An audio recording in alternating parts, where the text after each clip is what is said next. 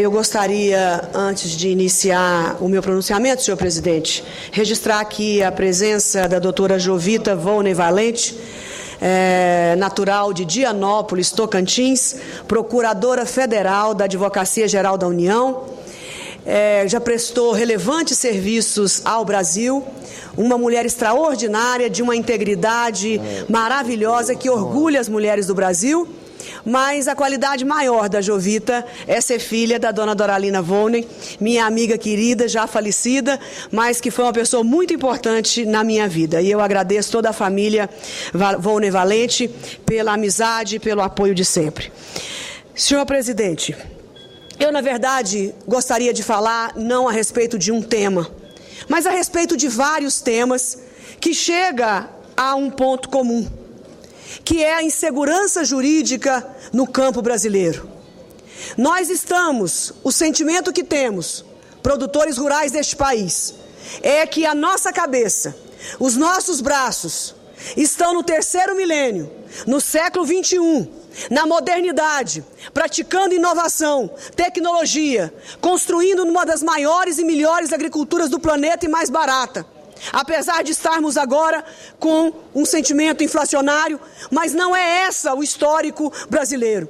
Nos últimos 40 anos, o trabalhador brasileiro deixou de gastar quase que 50% da sua renda com alimentos e hoje, neste período, senhor presidente, gasta em torno de 20% do total da sua renda com alimentos apenas depois de 4 anos.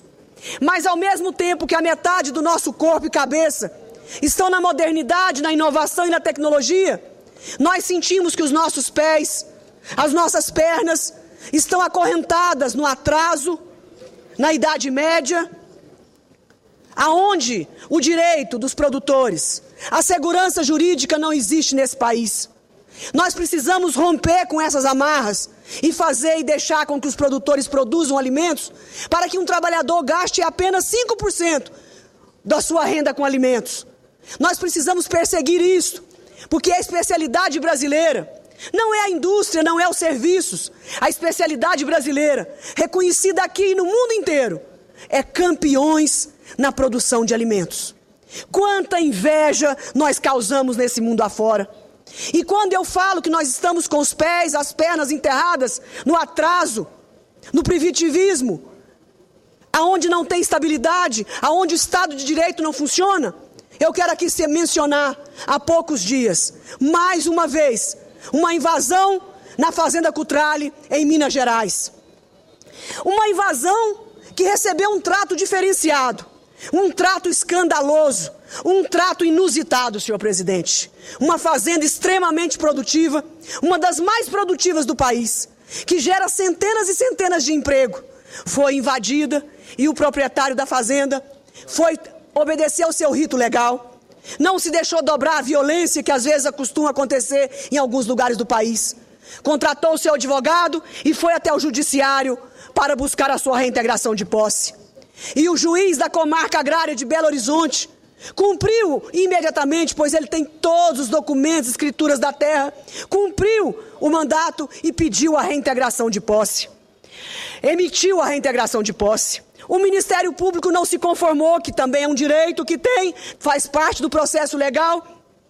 O Ministério Público entrou com recurso contra essa decisão, pedindo o efeito suspensivo dessa liminar. O juiz fez novamente o seu papel, recebeu a apelação e definiu os efeitos da apelação, enviando esse processo para o Tribunal de Justiça de Minas Gerais, em Belo Horizonte. E ele deferiu pelo efeito devolutivo. E para nossa surpresa, o desembargador do TJ Minas Gerais entendeu que a ação foi enviada equivocadamente, que deveria também ter enviado não só com efeito devolutivo, mas também deveria ter enviado, senhor presidente, a apelação com efeito suspensivo.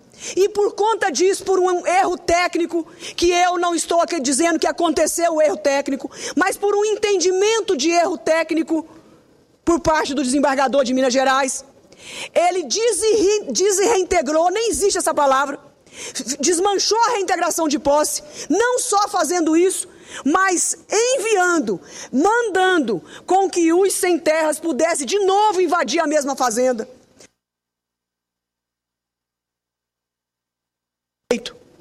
Nós não temos nada contra aquelas pessoas que têm vontade de ter um pedaço de terra. Ter um pedaço de terra é legítimo. As pessoas precisam sonhar. As pessoas precisam, senhor presidente, acalentar os seus sonhos. Quer seja de um carro, de uma casa, de um apartamento, de um negócio, de uma fazenda. Isso tudo é legítimo. Apenas o que não pode acontecer é que a realização do desejo de um possa ferir e invadir o desejo alheio. Nós temos terras de sobra nesse país e não precisamos nos engalfinhar nas fazendas produtivas, causando insegurança jurídica. Pois eu quero informar a todos que o Brasil é o maior produtor de suco de laranja do mundo. Fornece suco de laranja para todo o Brasil e ainda exporta para outros países, ajudando na balança comercial. Essa fazenda invadida é de alta produtividade na produção de laranja, que será transformado em suco, senhor presidente. É a primeira vez na minha vida que eu vejo um desembargador, um juiz, mandar os sem terras voltar a invadir uma propriedade privada depois dela reintegrada. Imagine se fosse aqueles que não têm fazenda. Mas imagine se fosse a sua casa invadida pelo seu quintal, se o seu apartamento fosse invadido a sua sala, se a sua loja fosse invadida, se a sua pequena oficina fosse invadida. Como é que você se sentiria? Não é diferente com quem está no campo, senhor presidente. Eu peço ao Judiciário de Minas Gerais, esse grande estado do Brasil, que formou grandes políticos, grandes juristas, personalidades importantes, que torne esse efeito contrário, senhor presidente. Não é possível que o empresariado brasileiro não tenha vontade de investir, tenha vontade de retornar, de ir para outros países, fazer outros investimentos. Agora nós vimos essa semana, domingo, de um dos maiores economistas do Brasil, um dos maiores economistas do mundo. Isso vai dar uma repercussão internacional negativa para o Brasil. Um hotel fazenda, não é uma fazenda, é um hotel fazenda, invadido por centenas de índios, inflamados, insuflados pela FUNAI, exigindo terras indígenas. Também não vou discutir o desejo dos índios. Se eles querem mais terra, é um desejo deles. E que a União, que é responsável pelos índios, que possa escolher e indicar as terras para que sejam demarcadas, desapropriadas, indenizados os produtores rurais, e pode dar até o Brasil inteiro, se quiser, senhor presidente, para os índios. Mas nós não podemos ferir o direito alheio, o direito de uma minoria. Esse país optou pela democracia e pelo Estado de Direito. Nós temos uma Constituição a seguir, não é invadindo, esbulhando e tomando terra das pessoas que nós vamos produzir a paz e riqueza e emprego para o nosso país. O fato não é de Armínio Fraga.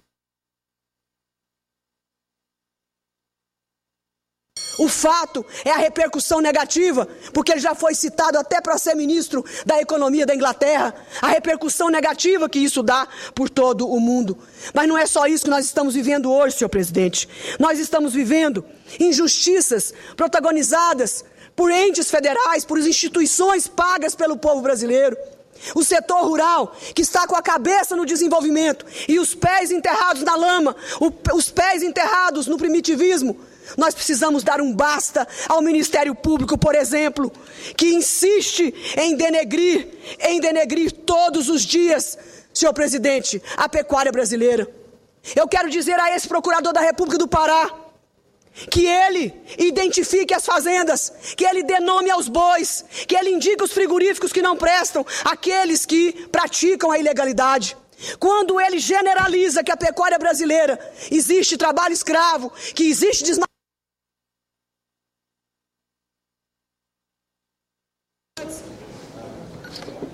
ele está prejudicando, senhor presidente, para concluir, um dos setores mais importantes da economia nacional. Se esse cidadão não sabe, 85% da carne produzida no Brasil alimenta os próprios brasileiros. Apenas 15, quase 20, menos de 20% é que nós exportamos para os outros países. E se nós temos a balança comercial positiva no Brasil, é graças à soja e graças à pecuária e graças aos minerais, aos metais. Se não fosse isso, a economia brasileira estaria no fundo do poço. Ele não pode denegrir, fazer do Ministério Público a sua bandeira. Ele está pronto para exercer o seu dever, que é fiscalizar, ver se a população está comendo carne de qualidade, mas ele não pode generalizar e dizer que a pecuária brasileira é produzida por trabalho escravo e por desmatamento ilegal. Doutor Daniel, procurador do Ministério Público Federal, eu já entrei com ação com meus próprios CPF, não usei a CNA, não usei nenhum produtor.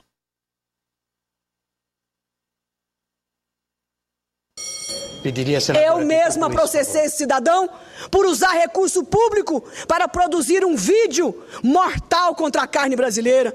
São centenas e milhares de produtores nesse Brasil que dependem, meu senhor, que dependem da pecuária. Agora, mostraram na televisão uma coisa correta. Os matadouros, os pequenos frigoríficos que estão funcionando na ilegalidade sem inspeção.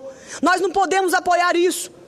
Esses comerciantes precisam ser enquadrados, precisa haver uma vigilância, precisa haver inspeção, mas infelizmente a lei não é regulamentada. Nós lutamos anos e anos, desde 1950, a lei de inspeção não está regulamentada e não conseguimos fazer o projeto de lei andar. Para que a inspeção municipal, a inspeção estadual tenha a mesma força e credibilidade da inspeção federal. Mas fechar os matadouros do Brasil é prejudicar 90%.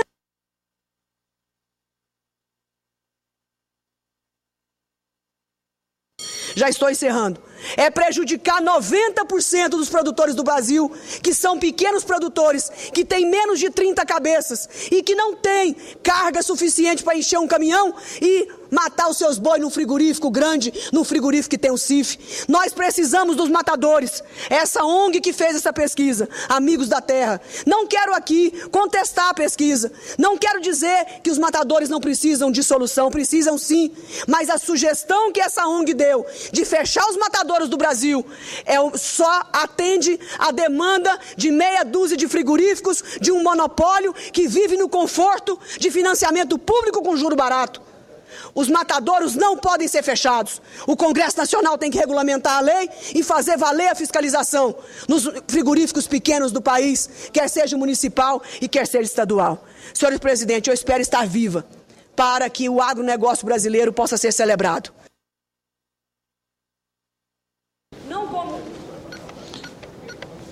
Senadora, eu peço. Os produtores não querem ser especiais, senhor presidente. Nós queremos apenas ter o livre direito à justiça.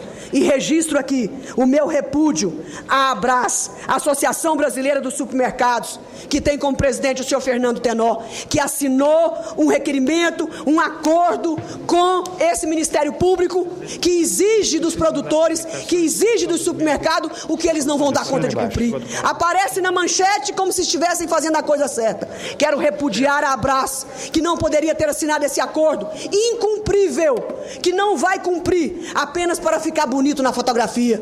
Chega de hipocrisia, senhor presidente. Esse país é grande demais. Nós precisamos levar tudo isso a sério. Nós precisamos regulamentar, fazer as normas funcionarem, para que de fato a comida brasileira possa gerar confiança, credibilidade nos brasileiros, que são os nossos maiores consumidores, e também em outros países que ainda compram o que sobra da comida brasileira. Muito obrigado, senhor.